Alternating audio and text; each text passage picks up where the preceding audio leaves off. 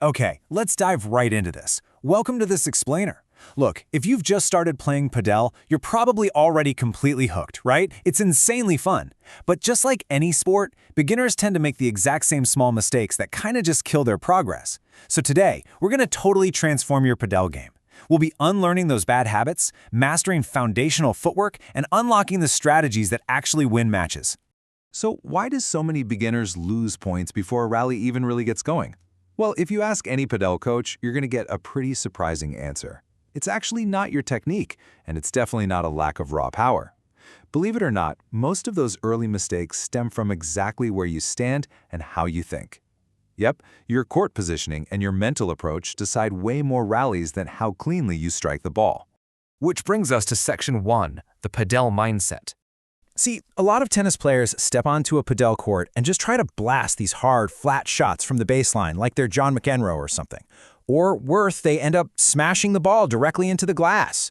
But that approach completely fails here. Padel strictly rewards patience, control, and clever placement over absolute power. You really want to outsmart them, not overpower them. So here's your new mantra. The wall is your friend, not your enemy. I know, beginners usually absolutely panic when the ball rebounds off the back. But instead, practice letting the glass do the heavy lifting. It buys you crucial time and helps you reset the point. Seriously, staying close to that wall and playing the rebound is a literal game changer. All right, let's move on to Section 2, Mastering Your Footwork. Here's a pretty crazy data-driven reality check for you. Your typical beginner takes about 3 to 4 large, desperate lunges per shot.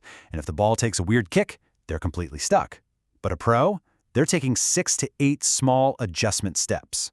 Those tiny steps keep you super agile on the sand, ensuring you're practically never caught off balance. And this brings us to a massively important piece of Padel jargon, the split step. Basically, it's just a small, quick hop on the balls of your feet, and you execute it right before your opponent hits the ball. If you only take away one footwork tip from this explainer, make it this one. You've got to stop standing flat-footed on your heels, waiting around for the ball. Padel is a dynamic game played on the front of your feet. To get you started, here's a super actionable 15-minute drill progression you can take to your very next practice session. Number 1, do the split step ladder to build agility. 2, try shadow rallies without a ball to lock in that muscle memory for your small steps. And 3, the wall reset drill. This is where you let deep balls just pass you, watch them bounce, and play the rebound. It'll completely rewire your court coverage.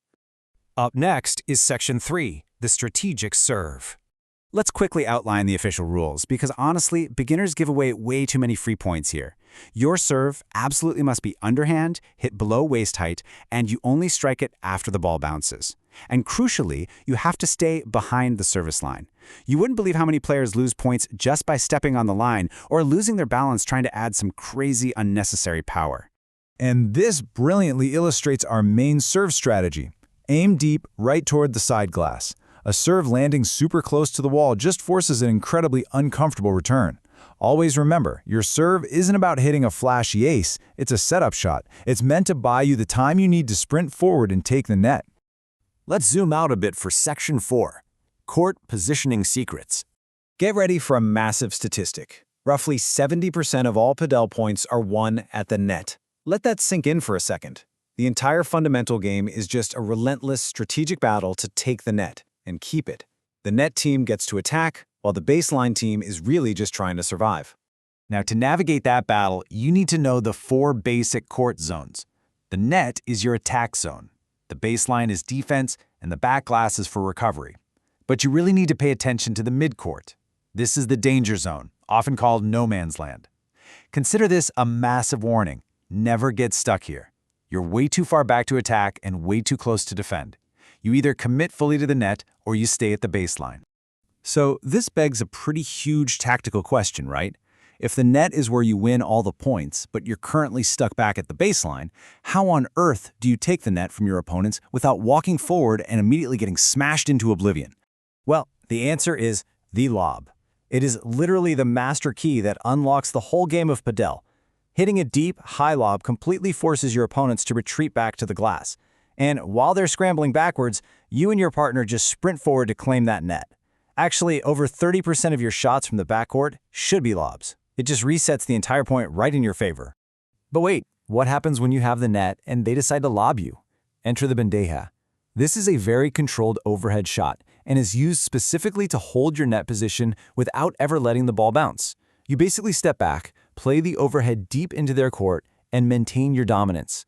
Honestly, when done well, it is arguably the most important shot in modern Padel to master. Moving on to our final piece of the puzzle, Section 5, winning as a team. You really need to master the partner mirror rule. Picture this. Imagine you and your partner are literally connected by a string, moving together just like a sliding door. If your partner goes up to the net, you go up. If they shift to the right to cover an angle, you shift right to cover the middle. Moving as one unified block is exactly how you prevent smart opponents from just dinking the ball into wide open, empty spaces.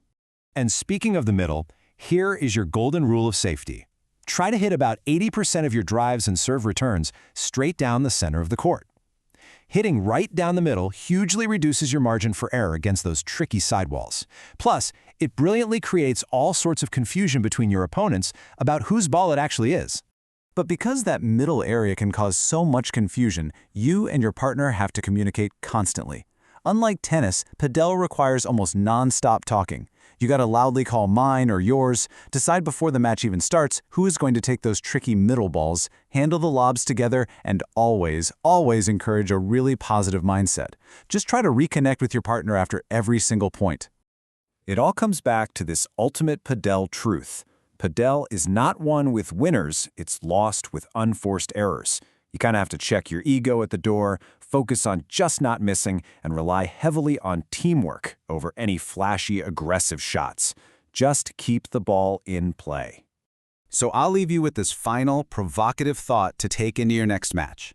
After your very next swing, are you going to just stand there flat-footed and admire your shot? Or will you immediately split step and ask yourself, where should I be right now? Apply that mental shift today, and I promise you, watch your Padel game completely transform. Get out there and enjoy the rally.